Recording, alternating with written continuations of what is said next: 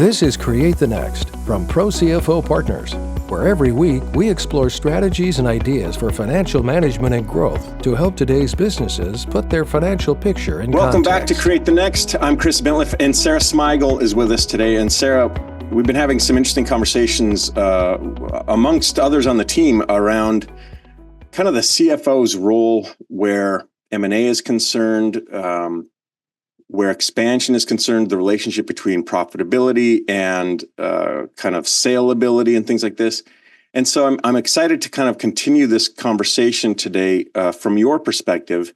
And I want to start with a question that is maybe flipped around from its usual, which is in context of this. I'm running a business and these things are on my mind. But I've got a pretty powerful piece of software that spits out some pretty good reports every month. I've got a bookkeeper that seems to know what's going on. What am I missing if I don't have a CFO in the room when these conversations are going on? Hi, Chris. It's so nice to be with you today. And that's such a great question as well. The CFO brings a strategic decision-making mind to the conversation so that when the determination to move forward is made, it's made with good information. So what skill sets does that person sort of uniquely bring to that conversation? Or even if we just kind of, think about you, what am I looking for? Am I looking for somebody that kind of complements what I'm not great at? Am I looking for somebody who is really on my wavelength? Am I looking for somebody who can kind of rally my troops? Like what? Because I have in mind, the CFO is really great with numbers. Okay, but what else? Well, a good CFO is going to understand the business. Soup to nuts. They're going to understand the strategic vision and the way forward for the organization. But really, a CFO brings experience, and I kind of call it the tools to the table, so that an analysis might need to be done. Sometimes you have to sit in a room with the leadership team and really challenge the thought process around how they think strategically and whether or not it makes sense for the organization. Sometimes it does make sense, but sometimes you see that they're going in a sort of a direction that is not going to serve the entire organization well.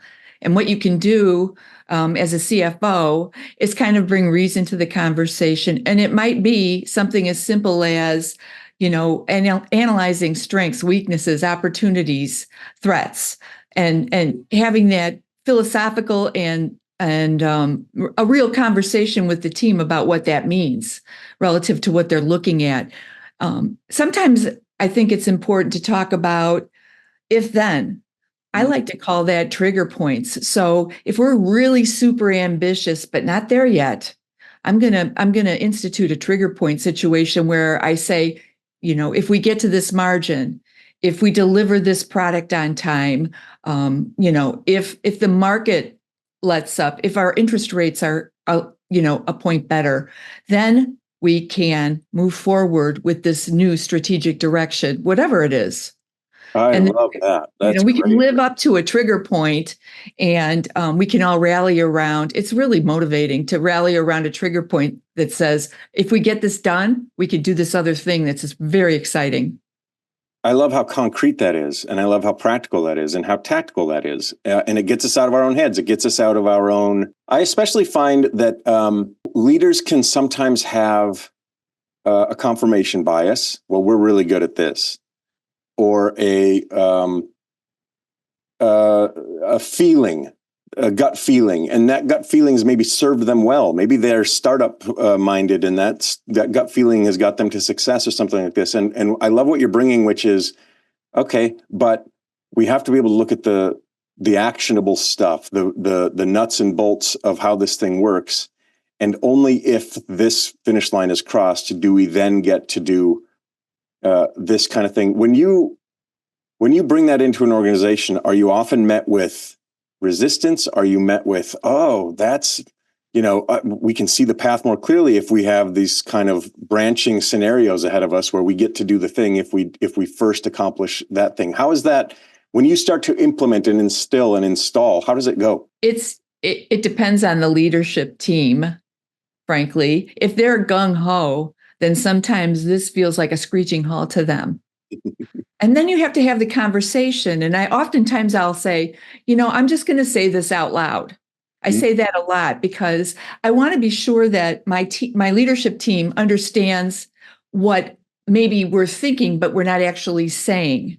So it might be a case where you say out loud, you have really ambitious goals, but because of the financial situation at this point, we need to slow down and get to this other target before we're ready and comfortable to move forward. Sometimes, you want to encourage and really get behind whatever it is they're doing, but sometimes you need to slow them down a little bit. And, if there's a lot of contention around that, then you just have to bring the numbers to the table. And, you always have that in your back pocket as a CFO. You always have maybe due diligence, trend analysis. You might put together a long-range plan with and without, for example. But the bottom line is you want to be a strategic member of the team and you want your voice heard. And I think if you establish that role going in and give sound advice, you're going to be heard. And you're going to be part of the success, which is really all that's the bottom line for any CFO, is to move forward in a successful, manner.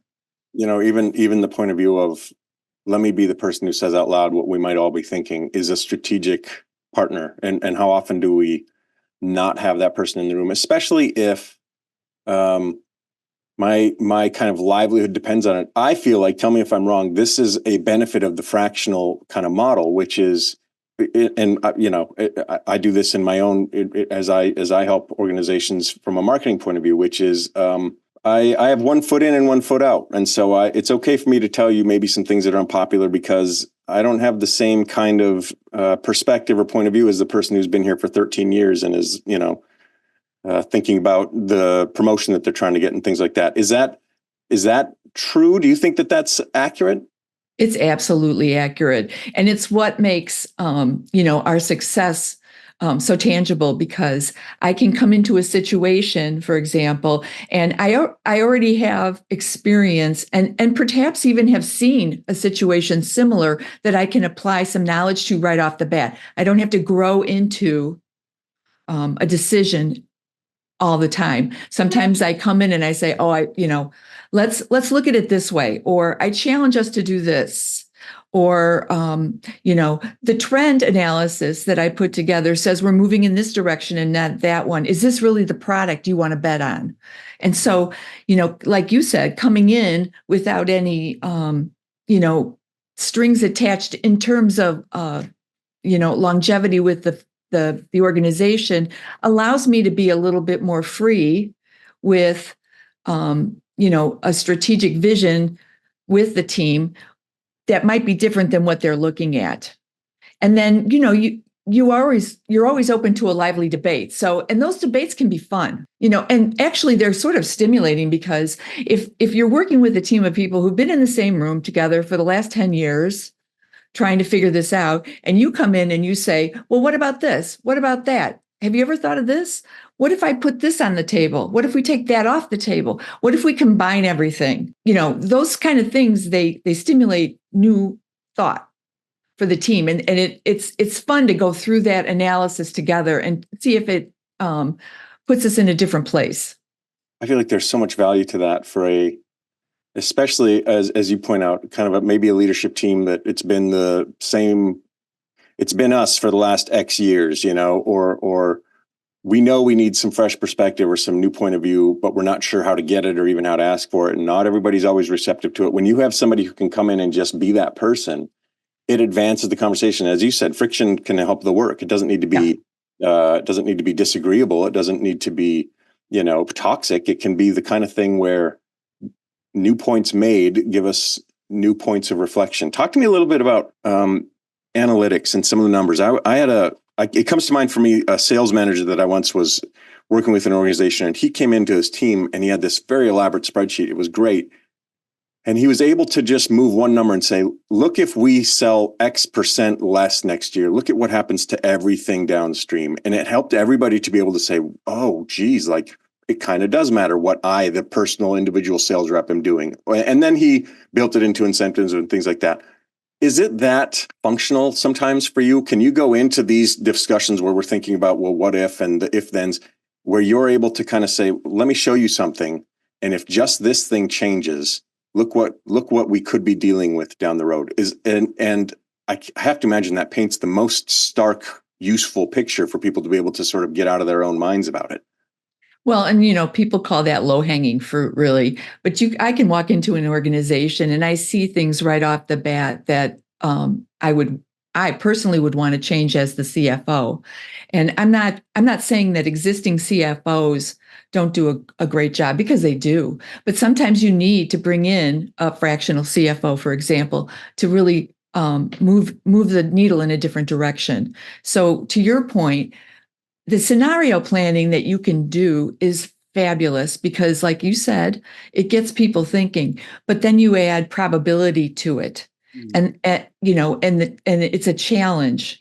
Okay, if we double the sales of this product, look what we can do. Look at the bottom line. But how likely are we to double the sales of that product? And are we in the right markets? Do we have the right sales team? Are they incented correctly? And it opens up a broad spectrum of things to think about. But really what it does is it focuses you on the future. And that's our whole vibe, right? Create the next. Yeah. And that's so, I think you make a really interesting point there. And it seems a little bit obvious, but it is this. We as a leadership team can sometimes be myopically focused on what is present right this second that we're dealing with. We can be so head down on this small thing that we're coping with, or the next quarter or whatever. And it's really useful to be focused on that. But you're raising an interesting conversation around, here's what the implications are of this right now down the road. And I think we like to think that we all think and act like that. But in the real world, I think we practically often just are so focused on today that we can lose sight of what it means in the bigger picture. Absolutely. And, when I work with a smaller organization, a smaller company, that's 100% of the time, they're focused on tomorrow, just the next day. And this week, and making the numbers for this month. And so strategic planning, sometimes it's like pulling teeth. But these entrepreneurs, for example, they want to move forward.